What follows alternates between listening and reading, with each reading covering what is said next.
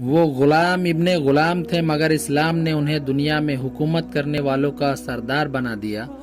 غلامی سے سرداری کرنے والا یہ شخص کون تھا؟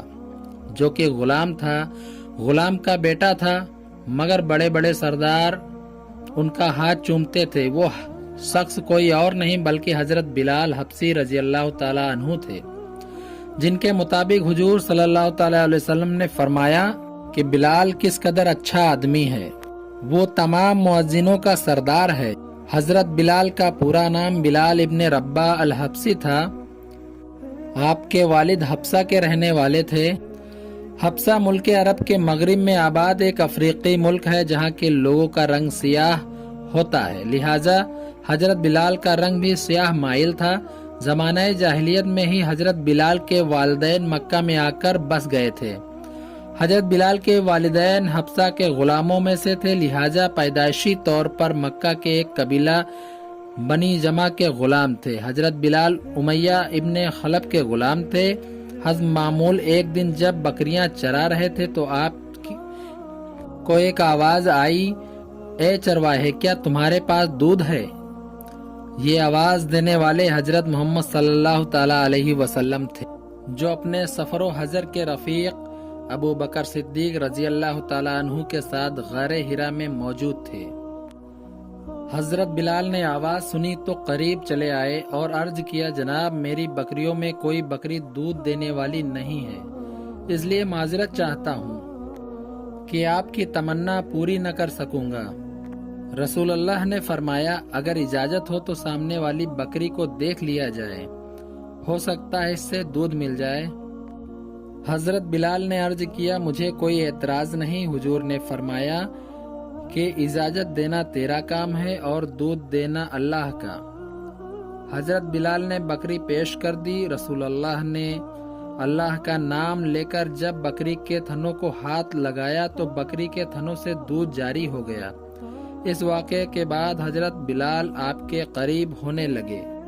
ایک دن رسول اللہ نے حضرت بلال سے فرمایا، بلال، میں اللہ کا رسول ہوں اور اللہ ایک ہے اور اس کا کوئی شریک نہیں، اس بارے میں تمہارا کیا خیال ہے؟ حضرت بلال جو پہلے ہی اپنا دل نبی صلی اللہ تعالی علیہ وسلم کو دے چکے تھے، فوراً کہہ اٹھے، لا الہ الا اللہ و محمد الرسول اللہ۔ بس اسی دن سے حضرت بلال حضور کی محبت کے ایسے اسیر ہوئے کہ آخری سانس تک یہ تعلق قائم رہا۔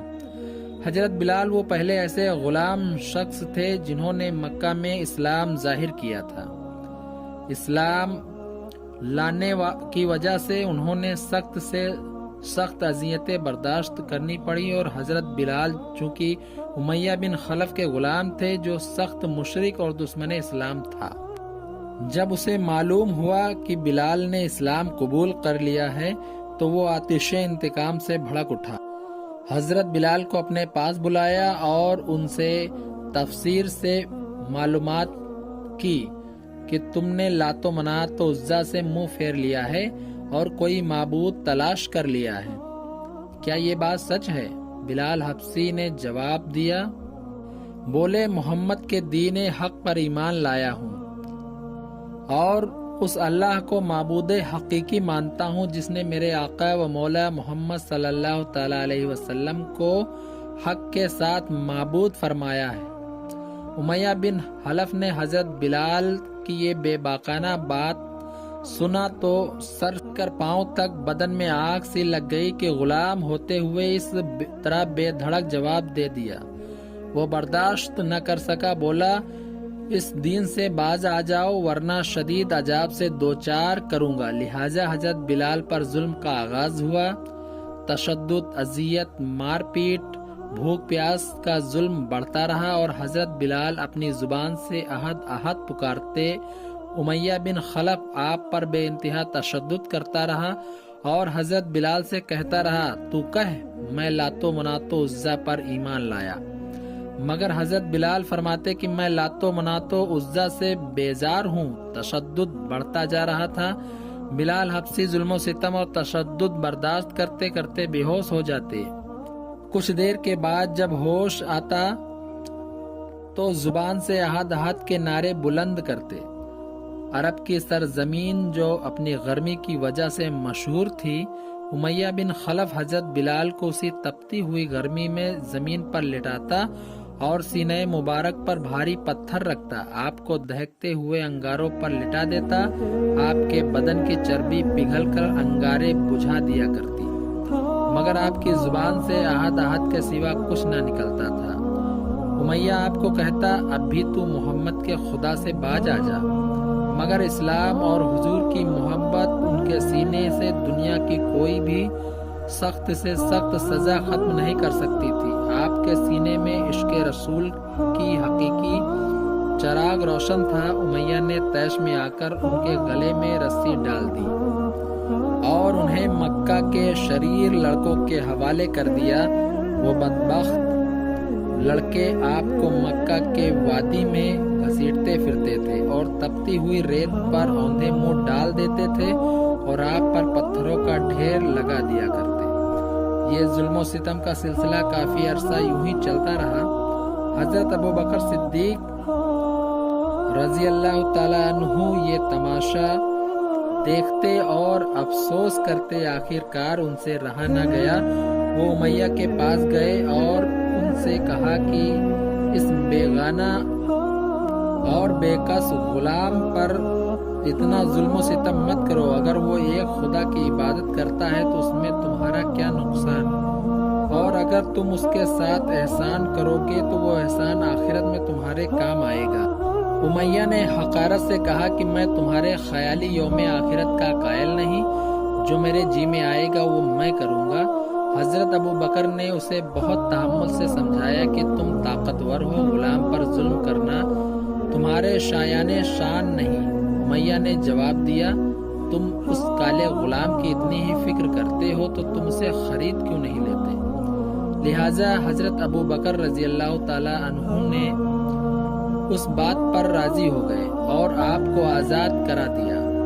حضرت ابوبکر صدیق نے اعلان کرا دیا کہ اب سے بلال آزاد ہیں، دنیا اور آخرت میں میرا بھائی ہے۔ جب حضور صلی اللہ تعالیٰ علیہ وسلم کو حضرت بلال کے آزاد ہونے کی خبر ملی تو بہت خوش ہوئے کہ مجھے بھی اس میں شریک کر لو۔ اس پر حضرت ابوبکر نے عرض کیا، یا رسول اللہ، میں تو بلال کو آزاد کروا چکا ہوں۔ حضرت بلال اپنا زیادہ وقت نبی صلی اللہ تعالیٰ علیہ وسلم کی بارگاہ اقدس میں گزارتے تھے اور ان سے قرآن مجید کی تعلیم حاصل کر کے حکمت اور رانائی کی۔ تو حضرت بلال نے بھی ہجرت کی، مکہ سے مدینہ منورہ جا کوشش کرتے۔ جب مدینے میں مسجد نبوی کی تعمیر ہوئی تو بلال نے سب سے پہلے اذان دی اور اسلام کے سب سے پہلے مؤذن ہونے کا اعزاز حاصل کیا۔ حضرت بلال کی آواز نہایت بلند بالا اور دلکش تھی۔ ان کی ایک صدا توحید کے متوالوں تک پہنچتی تو مرد اپنا کام کاروبار، بچے کھیل کود چھوڑ کر مسجد میں جمع ہو جاتے۔ فتح مکہ کے بعد حضور اکرم صلی اللہ تعالیٰ علیہ وسلم نے بلال سے کہا کہ کعبے کی چھت پر چڑھ کر اذان دو۔ لہٰذا حضرت بلال نے عرض کیا کہ یا رسول اللہ، میں کس طرف منہ کر کے اذان دوں؟ آپ نے فرمایا، جدھر جدھر میں جاؤں تم بھی اسی طرف گھوم جانا۔ لہٰذا حضرت بلال نے کعبے کی چھت پر کھڑے ہو کر اذان دی۔ نبی صلی اللہ تعالیٰ علیہ وسلم کی وفات کے بعد آپ شام کے شہر حلف چلے گئے۔ کہتے ہیں کہ اب مدینے میں دل نہیں لگتا۔ حضرت بلال نے ایک رات خواب میں نبی صلی اللہ تعالیٰ علیہ وسلم کی زیارت کی۔ آپ نے فرمایا، بلال ایسی بھی کیا بے رخی ہم سے ملنے کیوں نہیں آئے؟ صبح ہوتے ہی آپ مدینہ کی جانب روانہ ہو گئے۔ جیسے ہی حضرت بلال کی اٹھنی مدینہ شریف میں داخل ہوئی، شہر بھر میں شور مچ گیا کہ مؤذن رسول آ گئے۔